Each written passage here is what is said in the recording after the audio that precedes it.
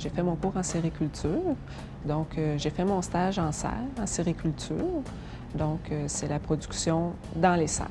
Puis par la suite, j'ai travaillé en centre de jardin principalement. Ensuite, j'ai changé de travail pour Alpha. La réaction des gens quand je parle de mon travail, ils ne savent pas ce que c'est comme travail. C'est inconnu du public. Je savais pas tout au début là, ce que j'allais faire. Donc, je suis allée au cégep en technique de garderie. J'ai pas aimé ça. Après ça, il y a une de mes amies qui m'a conseillé d'aller prendre un cours en horticulture. Je savais pas que j'allais aimer ça. Puis suite à ça, moi, j'ai trippé fort, fort. Là. Je dirais qu'avec la formation que j'ai eue, ça m'a comme ouvert une grande porte là, sur l'histoire, d'où ça vient, la place des plantes là, dans la vie, parce que pour moi, c'est comme la base, là, la source là, de vie, la première grande ligne. Puis ça me relie avec tout ce qui est vivant, les humains, les animaux. Puis je pense que c'est bien important dans notre vie. S'il n'y a pas de plantes, bien, il n'y aura plus grand monde non plus là, qui va vivre. L'horticulture signifie la culture des jardins. Ça vient du latin hortus. Et la culture des jardins, quand on y pense, ça réfère à tous les produits qu'on peut retrouver dans un jardin. Donc, on fait référence à la culture des fruits, ça fait référence aussi à la culture des légumes et ça fait également référence aux produits ornementaux. Alpha Plantes et Poteries, c'est un gros magasin où il y a plein de plantes, plein de pots. Il y a 2 départements dans ce magasin-là. Donc, il y a un côté corporatif où on fait de l'entretien dans les édifices.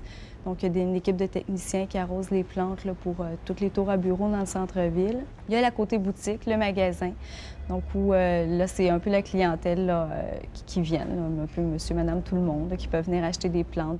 Mes tâches quotidiennes, c'est d'aller faire de la consultation. Donc, je vais à domicile, évaluer les plantes qui ont des insectes, qui sont malades, qu'est-ce qu'on fait. Si on en veut des nouvelles, quelle plante qui est mieux de choisir là, pour tel éclairage. Ensuite de ça, dans le magasin, c'est de conseiller les clients. Donc, ça se résume à ça. Il y a de l'inventaire, évidemment, à placer du stock, des pots, des plantes, un suivi dans le magasin sur les végétaux. Est-ce qu'ils ont des insectes? Qu'est-ce qu'on les envoie? On les traite. L'entretien, ça comprend le nettoyage des feuilles, la fertilisation, le dépistage d'insectes, les traitements. On fait seulement des traitements naturels. Puis le remplacement des plantes.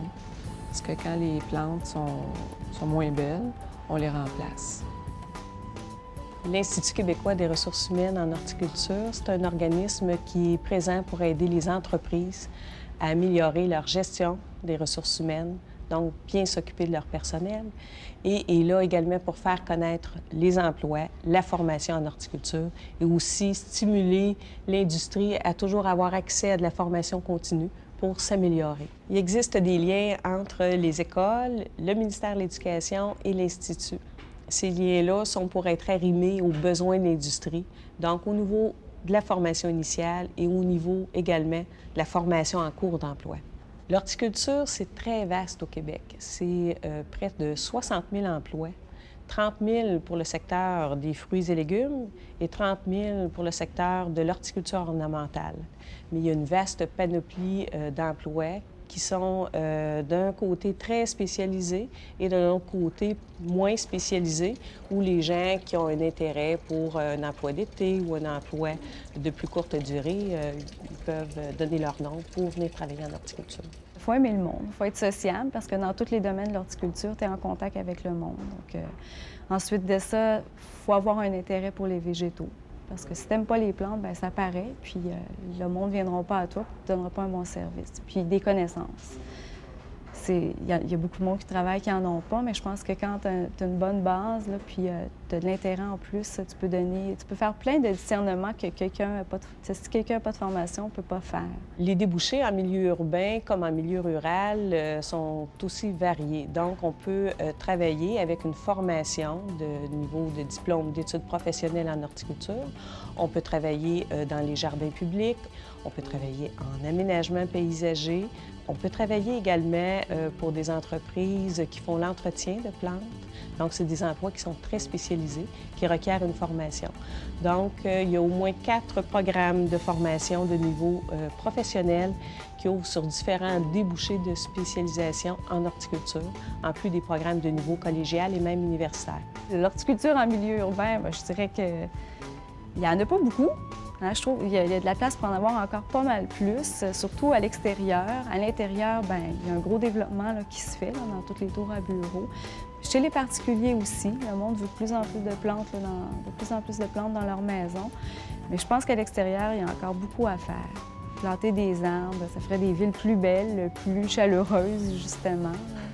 J'aimerais ça combiner le cours que j'ai eu en commercialisation des voyages avec l'horticulture. Donc, faire l'interprétation des plantes, peut-être dans les forêts, éventuellement. Peut-être aussi rester ici, puis avoir une petite compagnie pour faire de la consultation.